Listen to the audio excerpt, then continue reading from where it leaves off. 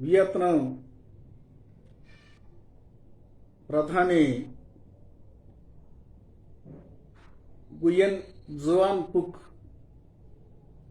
ఆ దేశ అధ్యక్షుడిగా ఎన్నికయ్యాడు.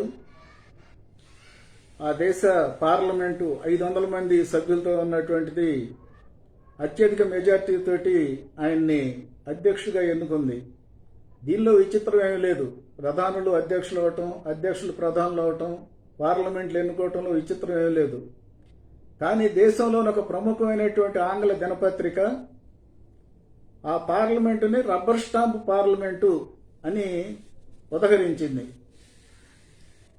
ఆ వార్తలోనే గత 5 సంవత్సరాల కాలంలో ఈ ప్రధాని ఫుక్ హయాంలో ఆర్థిక వ్యవస్థ బాగా అభివృద్ధి చెందిందని, కోవిడ్ని అరికట్టడంలో సమర్థవంతంగా వ్యవహరించిందని కామెంట్ చేసింది. మరి ఇంత సమర్థవంతంగా వ్యవహరించినటువంటి ప్రధాని అక్కడ రబ్బర్ స్టాంపు పార్లమెంట్ ఉందని చెప్పి పత్రిక ఏ రకంగా పేర్కొంది అంటే, బూర్జువా పార్లమెంటరీ వ్యవస్థ ఉన్నటువంటి దేశాలు, కమ్యూనిస్ట్ పార్టీలు ఉన్నటువంటి దేశాలు ఏ వర్గాలు ఎట్లా పనిచేస్తున్నాయి అనేది ఈ పత్రికల యాజమాన్యాలకి అర్థం కాకపోవటం అనేది దీనికి ప్రధానమైనటువంటి కారణం. అమెరికాలో ఉన్నటువంటి ప్రభుత్వాన్ని, భారతదేశంలో ఉన్నటువంటి ప్రభుత్వాన్ని, బ్రిటన్లో ఉన్నటువంటి ప్రభుత్వాన్ని, జర్మనీలో ఉన్నటువంటి ప్రభుత్వాన్ని, ఇటువంటి ప్రభుత్వాలని ప్రజాస్వామిక ప్రభుత్వాలను ఎందుకు అంటున్నారు? చైనాలో ఉన్నటువంటి ప్రభుత్వం, వియత్నాం, క్యూబా ఇటువంటి దేశాల్లో ఉన్నటువంటి ప్రభుత్వాలని, నియంతృత్వ ప్రభుత్వాలని, రబ్బర్ స్టాంపు ప్రభుత్వాలని ఎందుకు అంటున్నారు? ఆ దేశాల్లో ప్రజాస్వామ్యం లేదని ఎందుకు అంటున్నారు? అంటే ఆయా దేశాల్లో ఉన్నటువంటి వర్గాలు ఏమిటి, ఆ వర్గాలు ఏ విధంగా పనిచేస్తున్నాయి, ఆ వర్గాల యొక్క రాజకీయ పార్టీలు ఏ విధంగా అక్కడ రాజకీయ వ్యవస్థ నిర్వహిస్తున్నాయి అనేది ఈ పత్రికలకి కనీసమైనటువంటి అవగాహన లేదనేది మనం అర్థం చేసుకోవాలి. అమెరికాలో ప్రజాస్వామిక వ్యవస్థ ఉందని ఈ పత్రికలే చెప్తూ ఉంటాయి. భారతదేశంలో ఉన్న ప్రజాస్వామ్యాన్ని గురించి కూడా ప్రపంచంలో కల్లా పెద్ద ప్రజాస్వామ్య దేశం అని చెప్తూ ఉంటాయి. మన ప్రజాస్వామ్య బండారం ఏంటో బయటపడింది. అమెరికా పార్లమెంటు బండారం ఏంటో బయటపడింది. ప్రజాస్వామ్య బండారం, ఎన్నికల్లో ఓడిపోయినటువంటి అధ్యక్షుడు పార్లమెంటు మీద దాడి చేసి ఎన్నికైనటువంటి సెనేటర్లు, అట్లానే ఎలక్షన్ కమిషన్ ఎన్నికైన సభ్యులు హాజరు కాకుండా చేసి తానే అధ్యక్షుడిగా కొనసాగాలని చెప్పి అమెరికాలో ప్రయత్నం చేశాడు. ఇది అమెరికా ప్రజాస్వామ్యం బండారం. మన దేశంలో ప్రజాస్వామ్యాన్ని చూస్తూ ఉన్నాం. ఇక్కడ ఎన్నికైనటువంటి ప్రభుత్వం రాజ్యాంగాన్ని లక్ష్య పెట్టకుండా, ప్రజాస్వామిక సంస్థలను లక్ష్య పెట్టకుండా, రాజ్యాంగ పరంగా ఏర్పడినటువంటి సంస్థలను తత్తడం చేసి మొత్తం ప్రజాస్వామిక సాంప్రదాయాలకు విరుద్ధంగా వ్యవహరిస్తున్నటువంటి తీరేమిటి అనేది మన దేశంలో కనిపిస్తూ ఉంది. ఇక్కడ ఉన్నటువంటి ప్రభుత్వ రంగాన్ని, మొత్తం రైతాంగం యొక్క భూముల్ని, ప్రభుత్వ ఆస్తుల్ని, సమస్తాన్ని ప్రైవేటు వాళ్ళకి కట్టబెట్టడానికి ప్రయత్నం చేస్తూ ఉంది. పార్లమెంట్లో నిరంకుశంగా బిల్లుల్ని పెట్టి చర్చ కూడా జరగడానికి వీలు లేకుండా ఆమోదించినట్లుగా ప్రకటించుకుంటా ఉంది. ఇది ప్రజాస్వామ్యం అని చెప్పి ఈ పత్రికలు ప్రచారం చేస్తూ ఉన్నాయి. మరి ఇది ప్రజాస్వామ్యం అయితే వియత్నాంలో ఉన్నది, క్యూబాలో ఉన్నది, చైనాలో ఉన్నది ఎందుకు ప్రజాస్వామ్యం కాదనుకుంటున్నాయి? చైనాలో కూడా పార్లమెంట్ ఉంది, వియత్నాంలో పార్లమెంట్ ఉంది, క్యూబాలో పార్లమెంట్ ఉంది. అక్కడ ఎన్నికైన పార్లమెంట్ సభ్యులు ఉన్నారు. అక్కడ ఎన్నికైన పార్లమెంట్లు కాదు, అవి తత్తడం చేసినటువంటివి, అవి రబ్బర్ స్టాంపు పార్లమెంటు అనేటటువంటి భావాన్ని వీళ్ళు ఎందుకు కలిగి ఉన్నారు అంటే అక్కడ పోటీ పడే పార్టీలు లేవు. రాజకీయ రంగంలో కమ్యూనిస్ట్ పార్టీలు ప్రధానంగా ఉన్నాయి, మిగతా పార్టీలు లేవు. మిగతా పార్టీలు ఎందుకని లేవు అక్కడ? మిగతా పార్టీలు ఆ దేశ ప్రజానేకం తరివేశారు ఆ పార్టీలని. ఆ పార్టీలు అక్కడి నుంచి మోటామల్లా సర్దుకుని పారిపోయినాయి. వియత్నాం చూస్తే వియత్నాంని దాస్యంలో ఉంచుకోవాలని చెప్పి మొదట ఫ్రాన్స్ ప్రయత్నం చేసింది, అమెరికా ప్రయత్నం చేసింది. అక్కడ సంవత్సరాల తరబడి 25 సంవత్సరాల పాటు ఫ్రాన్సు, అమెరికా ఆ దేశాన్ని బానిసత్వంలో ఉంచడానికి ప్రయత్నం చేశారు. ఆ దేశంలో అమెరికాకి, ఫ్రాన్స్కి సహకరించినటువంటి శక్తులు వాళ్ళ ఓటమితోటి దేశం నుంచి పారిపోయారు. మిగతా రాజకీయ పార్టీలేమో అక్కడ మిగల్లా. అమెరికాకు వ్యతిరేకంగా పోరాడినటువంటి కమ్యూనిస్ట్ పార్టీ మిగిలింది.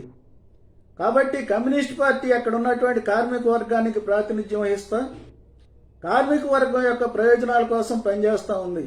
అందుకనే వియత్నాం బాగా అభివృద్ధి చెందింది. వియత్నాం ప్రభుత్వం కోవిడ్ని నిరోధించగలిగింది. కోవిడ్ కాలంలో కూడా ఆర్థిక అభివృద్ధిని సాధించినటువంటి దేశాల్లో వియత్నాం ఒకటి. మరి ఇంత రబ్బర్ స్టాంప్ అక్కడ ఉంటే ఇంత అభివృద్ధిని ఎట్లా సాధించింది? అలానే క్యూబా ఇంత అమెరికా దిగ్బంధం విధించినటువంటి కోవిడ్ కాలంలో 11% ఆర్థిక అభివృద్ధిని కోల్పోయింది. అయినప్పటికీ 39 దేశాలకి తన డాక్టర్లను పంపించి కోవిడ్ పేషెంట్లకి సేవ చేసింది పేద దేశాల్లో ఉన్నటువంటి ప్రజానీకానికి. కోవిడ్ వ్యాక్సిన్లను అభివృద్ధి చేస్తామని ఇప్పుడు స్వతంత్రంగా మన దేశం ప్రపంచంలో కల్లా పెద్ద కోవిడ్ ఉత్పత్తి కేంద్రం, మనం వ్యాక్సిన్లు ఉత్పత్తి చేశామని చెప్పి ప్రధాని గర్వంగా ప్రకటించాడు. కానీ మనం ఉత్పత్తి చేయలే వ్యాక్సిన్లని తయారు చేసినటువంటి వాటిని మనం లైసెన్స్ తీసుకుని మన దేశంలో ఉత్పత్తి చేస్తున్నాం. లైసెన్స్ తీసుకుని ఉత్పత్తి చేయడంలో, ఇతర దేశాలకు చౌకగా సరఫరా చేయడంలో మనం ముందున్నాం. అంతవరకు వాస్తవం. కానీ ఆ వ్యాక్సిన్లని అభివృద్ధి చేసింది మనం కాదు. అమెరికా సంస్థలు, బ్రిటన్ సంస్థలు ఆ వ్యాక్సిన్లను అభివృద్ధి చేసినాయి. కానీ క్యూబా అలా కాకుండా తను సొంతంగా తన వ్యాక్సిన్లను అభివృద్ధి చేసి ప్రపంచ దేశాలకి సరఫరా చేయడం కోసం ప్రయత్నం చేస్తూ ఉంది. చైనా ఇంతటి కష్టకాలంలో కూడా తన ఆర్థిక వ్యవస్థని ప్రపంచంలో అందరికన్నా అభివృద్ధి చేసుకుని అమెరికాను సవాల్ చేసే విధంగా ముందుకు సాగుతూ ఉంది. కోవిడ్ మొట్టమొదట తన దేశంలో ప్రారంభమైతే దాన్ని నిరోధించడమే కాకుండా ప్రపంచం మొత్తం మీద దాన్ని నిరోధించడానికి కావలసినటువంటి వైద్య పరికరాలని, సాధనాలని సరఫరా చేసింది.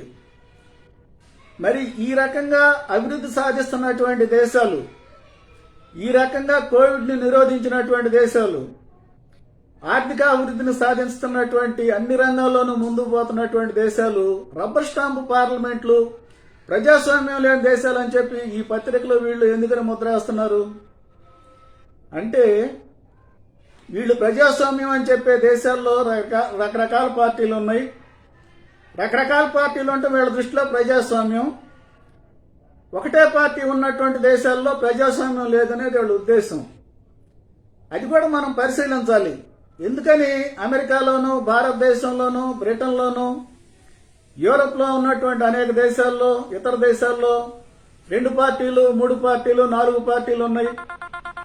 ఎందుకని చైనాలోనూ, క్యూబాలోనూ, వియత్నాంలోనూ, ఉత్తర కొరియాలోనూ ఒకటే పార్టీ ఉంది అంటే, ఈ దేశాల్లో ఉన్నటువంటి ప్రభుత్వాలు, అమెరికాలో, భారతదేశంలో, యూరోప్ దేశాల్లో ఉన్నటువంటి ప్రభుత్వాలు భూస్వామిక వర్గాలకు ప్రాతినిధ్యం వహిస్తున్నాయి. ముఖ్యంగా బూర్జువా వర్గ ప్రయోజనాలకు ప్రాతినిధ్యం వహిస్తున్నాయి. బూర్జువా వర్గ ప్రయోజనాలకు ప్రాతినిధ్యం వహించే పార్టీలు, బూర్జువా వర్గం ఒకటే, కానీ ఎక్కువ పార్టీలు ఉంటున్నాయి వాళ్ళకి. చైనాలోనూ, వియత్నాంలోనూ, క్యూబాలోనూ ఉన్నటువంటి కమ్యూనిస్ట్ పార్టీలు కార్మిక వర్గానికి ప్రాతినిధ్యం వహిస్తున్నాయి. కార్మిక వర్గానికి ఒకటే పార్టీ ఉంటుంది. ఎందుకని బూర్జువా వర్గానికి రకరకాల పార్టీలు ఉంటున్నాయి, కార్మిక వర్గానికి ఒకటే పార్టీ ఉంటుంది? ఇది మనం పరిశీలించాల్సినటువంటి అంశం, ప్రజలు కూడా అర్థం చేసుకోవాల్సినటువంటి అంశం. కార్మిక వర్గం దాని లక్ష్యం ఒకటే, వర్గ దోపిడీని అంతం చేయటం, సోషలిజాన్ని సాధించటం. కాబట్టి కార్మిక వర్గం ఎప్పుడు కూడా ఒకే లక్ష్యంతో ఉంటుంది. ఎవరికి వాళ్ళు నాకు నేను సంపాదించుకోవాలని కానీ, నాకు నేను బాగుపడాలని కానీ, నాకు నేను అభివృద్ధి చెందాలని కానీ కార్మిక వర్గంలో ఉండదు. ఆ వర్గ లక్ష్యం ఏమిటంటే తన వర్గం మొత్తం అభివృద్ధి కావాలి, తన వర్గం మొత్తం బూర్జువా వర్గాన్ని ఎదిరించాలి, తన వర్గం మొత్తం అభివృద్ధి కావాలి, తన వర్గం మొత్తం అన్ని సౌఖ్యాలని, సుఖాలని అనుభవించాలి, పారిశ్రామికంగా దేశాన్ని అభివృద్ధి చేయాలి. ఈ లక్ష్యాలన్నీ కూడా వర్గం మొత్తానికి ఒకే విధంగా ఉంటాయి. కాబట్టి రెండో పార్టీ అక్కడ ఏర్పడటానికి అవకాశం లేదు. నీకు భిన్నమైనటువంటి అభిప్రాయాలు ఉన్నప్పుడు, భిన్నమైనటువంటి లక్ష్యాలు ఉన్నప్పుడు రెండో పార్టీ ఏర్పడుతుంది. కానీ ఒకే లక్ష్యంతో అక్కడ ఉన్నటువంటి కార్మిక వర్గం, ఆ వర్గం నాయకత్వంలో ఉన్నటువంటి పార్టీ సాగుతున్నప్పుడు భిన్నమైనటువంటి పార్టీలు ఏర్పడటానికి అవకాశం లేదు. కాబట్టి చైనాలోనూ, వియత్నాంలోను, క్యూబాలోను, ఉత్తర కొరియాలోను భిన్నమైనటువంటి పార్టీలు ఏర్పడటంలా అదేదో నియంతృత్వం నిరంకుశంగాను అణిచివేయటం కాదు. అక్కడ ఆ పార్టీలు ఏర్పడటంలా ఉన్నటువంటి కార్మిక వర్గానికి నాయకత్వం వహించే కమ్యూనిస్ట్ పార్టీ ఉంది. కమ్యూనిస్ట్ పార్టీ వెనక ఆ దేశాల ప్రజలు సమీకృతమై ఉన్నారు. ఆ దేశాల ప్రజలందరినీ సమీకృతం చేసి నడబట్టే ప్రజల మద్దతుతోటి ఆ దేశాలను అభివృద్ధి చేస్తున్నారు మినహా ఏ మద్దతు లేకుండా దేశాలను అభివృద్ధి చేయడానికి వాళ్ళ చేతుల్లో మంత్రదండం లేదు. చైనా అమెరికాను సవాల్ చేసే విధంగా అభివృద్ధి సాధిస్తుందంటే ఆ దేశంలో ఉన్నటువంటి 140 కోట్ల మంది ప్రజానీకం మద్దతు లేకుండా అభివృద్ధిని సాధిస్తుందా? వియత్నాం ఎంత అభివృద్ధిని సాధించిందంటే ఆ దేశంలో ప్రజలందరి మద్దతు ఆ పార్టీకి ఉంది.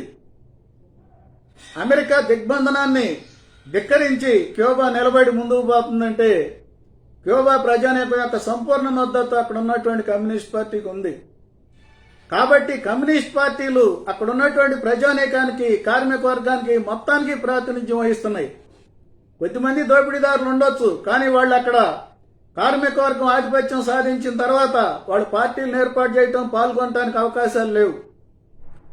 కాబట్టి అక్కడ ఉన్నటువంటి ప్రజానీకం, కార్మిక వర్గం నాయకత్వాన్ని సమీకృతమై ఉన్నారు. కాబట్టి వాళ్ళందరికీ కమ్యూనిస్ట్ పార్టీ ప్రాతినిధ్యం వహిస్తుంది. కమ్యూనిస్ట్ పార్టీ ఆ దేశాల ప్రయోజనాలను ముందుకు తీసుకెళ్తుంది. కాబట్టి అక్కడ రెండో పార్టీ ఏర్పడటానికి అవకాశం లేదు. ఏర్పడటాన్ని ప్రజలు హర్షించే పరిస్థితి కూడా లేదు. కానీ బూర్జువా పార్టీలు ఉన్నటువంటి చోట, బూర్జువా వర్గం ఆధిపత్యం వహిస్తున్న చోట అది కాదు పరిస్థితి. బూర్జువా వర్గం నిరంతరం వాళ్ళల్లో వాళ్ళు కొట్టుకుంటూ ఉంటారు, వాళ్ళల్లో వాళ్ళు తగాదాలు పడుతూ ఉంటారు, ఎవరెక్కువ లాభం సంపాదిద్దామని చూస్తూ ఉంటారు, పక్కవాడిని ఎట్లా దివాళా తీద్దామని చూస్తూ ఉంటారు. కాబట్టి ఎవడికోడు ఒక పార్టీని పెట్టుకొని తన రాజకీయ ఆధిపత్యం ద్వారా సంపదనంతా తానే పోగు చేసుకుందామని చూస్తూ ఉంటారు. మన దేశం ఉదాహరణ చూస్తే గతంలో టాటాలు, బిర్లాలు అగ్రస్థానంలో ఉన్నారు. రాజకీయ పార్టీలు వాళ్ళకి ప్రాతినిధ్యం వహించిన వాళ్ళ ప్రయోజనాలను కాపాడి తర్వాత కొత్త పెట్టుబడిదారులు రంగంలోకి వచ్చారు. ఈ కొత్త పెట్టుబడిదారులు వాళ్ళ ప్రయోజనాల కోసం రాజకీయ పార్టీలను ఉపయోగించుకుంటున్నారు. ఇప్పుడు మనం చూస్తే ఆదాని విమానాశ్రయాల్ని, ఓడరేవుల్ని మొత్తాన్ని స్వాధీనం చేసుకుంటున్నాడు. ఇప్పుడు ఎఫ్సిఐ గోడౌన్లు స్వాధీనం చేసుకుంటున్నాడు.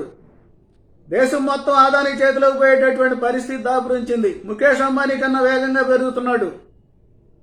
ఎందుకంటే ప్రధాని మోడీకి అత్యంత సన్నిహితుడు. ఆయనకు కావలసినటువంటి పార్టీ అధికారంలో ఉంది. జియో, రిలయన్స్, ముఖేష్ అంబానీ కూడా ఈ ప్రభుత్వాన్ని ఉపయోగించుకొని తన పోటీదారులు మొత్తాన్ని దివాళా తీయించి తాను రంగంలో ఉన్నాడు. మరి దివాళా తీసిన పోటీదారులు వాళ్ళు తట్టుకోవడానికి వాళ్ళకు కూడా వేరే రాజకీయ పార్టీ కావాలి కదా. కాబట్టి పెట్టుబడిదారీ దేశాల్లో రకరకాలైనటువంటి రాజకీయ పార్టీలు పెట్టుబడిదారుల ప్రయోజనాలు కాపాడటం కోసం, వాళ్లలో ఏర్పడినటువంటి ముఠాల ప్రయోజనాలను కాపాడటం కోసం, ప్రాంతీయంగా ఉన్నటువంటి వాళ్ళ ప్రయోజనాలను కాపాడటం కోసం రకరకాల పార్టీలు ఏర్పడుతూ ఉంటాయి. ఆ పార్టీలు ఒక పార్టీ ఒక ముఠా ప్రయోజనం కాపాడుతూ ఉంటుంది, ఇంకొక పార్టీ ఇంకొక ముఠా ప్రయోజనం కాపాడుతూ ఉంటుంది. కాబట్టి ఇది పెట్టుబడిదారీ దేశాల్లో సహజంగా జరిగే పరిణామం. అందుకనే రాజకీయ పార్టీలు ఏర్పడుతూ ఉంటాయి. ఈరోజు భారతదేశంలో ప్రాంతీయ పార్టీలు ఉన్నాయి, జాతీయ పార్టీలు ఉన్నాయి. జాతీయ పార్టీలు జాతీయంగా ఉన్నటువంటి బూర్జువా వర్గం నాయకత్వం వాళ్ళ ప్రయోజనాలను కాపాడితే, ప్రాంతీయ పార్టీలు స్థానికంగా ఉన్నటువంటి చిన్న పెట్టుబడిదారుల ప్రయోజనాలు కాపాడటానికి ప్రయత్నం చేసినాయి. ఆ తర్వాత ఇప్పుడు పరిస్థితి మారి వీళ్ళు అంతా కలిసి పెద్దవాళ్ళ ప్రయోజనాలు కాపాడటానికి పూనుకుంటున్నారు. కాబట్టి బూర్జువా భూస్వామిక వర్గాల మధ్య ఈ రకమైనటువంటి గొడవలు, ఘర్షణలు, విరుద్ధ ప్రయోజనాలు ఉంటాయి. కాబట్టి ఈ దేశాల్లో బూర్జువా వర్గం ఆధిపత్యం వహిస్తున్నటువంటి దేశాల్లో, ప్రభుత్వం వాళ్ళ చేతుల్లో ఉన్నటువంటి దేశాల్లో రకరకాలైనటువంటి రాజకీయ పార్టీలు పుట్టుకొస్తూ ఉంటాయి. వాళ్ళు ఆ ముఠాల్లో, ఆ బూర్జువా భూస్వామిక వర్గాల్లో వివిధ ముఠాలకి ప్రాతినిధ్యం వహిస్తూ ఉంటారు, వాళ్ళ ప్రయోజనాలను కాపాడుతూ ఉంటారు. అందుకని ఆ దేశాల్లో రకరకాల పార్టీలు పుట్టుకొస్తూ ఉంటాయి. ఇట్లా పార్టీలు పుట్టుకురావటమే ప్రజాస్వామ్యం అని చెప్పి ఇటువంటి పత్రికలు భావిస్తూ ఉన్నాయి. అందుకనే వియత్నాం పార్లమెంటును రబ్బర్ స్టాంప్ అని చెప్పి ఆ పత్రికలో రాశారు. ఏమాత్రం ఈ అంశాల గురించి కనీసమైనటువంటి అవగాహన ఉంటే అటువంటి మాటని వాళ్ళు వాడేవాళ్ళు కాదు. అందుకని వర్గం అంటే ఏంటో, వర్గ ప్రయోజనాలు అంటే ఏంటో ఇటువంటి పత్రికలు నేర్చుకోవటం మంచిది. నేర్చుకొని ఏం చేస్తున్నారు, ఆ దేశాల్లో ఏం జరుగుతూ ఉందో అర్థం చేసుకోవటం, ఈ దేశాలు పెట్టుబడిదారుల నాయకత్వంలో ఉన్నటువంటి దేశాల్లో ఏం జరుగుతుందో అర్థం చేసుకోవటం, ఎవరి ప్రయోజనాల కోసం ఎవరు పనిచేస్తున్నారు అనేది అర్థం చేసుకోవటం ఉపయోగకరంగా ఉంటుంది. అప్పుడు ప్రజానీకానికి సరైనటువంటి సమాచారం అందించడానికి దోహదం చేస్తుంది. అందుకని ఇటువంటి పత్రికలు వాళ్ళు అర్థం చేసుకోవాలి. దాంతోపాటు మన ప్రజానీకం చదివే పాఠకులు కూడా ఈ పత్రికలు రాస్తున్నటువంటి ఉద్దేశం ఏమిటి, లక్ష్యం ఏమిటి అనేది అర్థం చేసుకుని వాళ్ళు రాస్తున్నటువంటి వార్తల్ని సక్రమమైనటువంటి పద్ధతుల్లో అర్థం చేసుకోవటానికి మనం కూడా ప్రయత్నం చేయాలి.